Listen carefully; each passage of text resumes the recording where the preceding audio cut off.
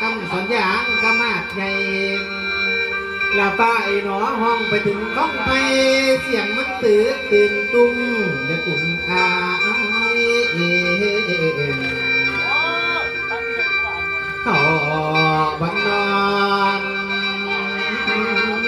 เด็กกลุ่มอาย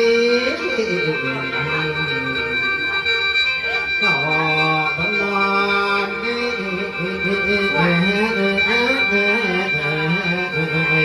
โอ้ยละนา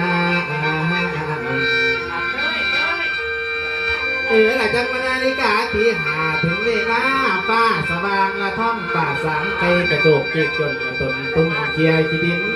ละพักตะมินกำลังเหลี่ยมแสงทองพ่นซองใบกล้วยเปลี่ยนปินละตนตุ้งจะมึงมาละจังมาหลังพลากันเด้อป้าสาวนั่งนาก็ไปก่อนละยักตะวินอ่อนสิไปยืนที่เอามือสิใส่ผู้ใดแล้วมันจำเป็นเหลียวเวลาผ่านมาไหลขอลาพวกทั้งพี่น้องสิลาท่านผู้ฟังท่านผู้ฟัง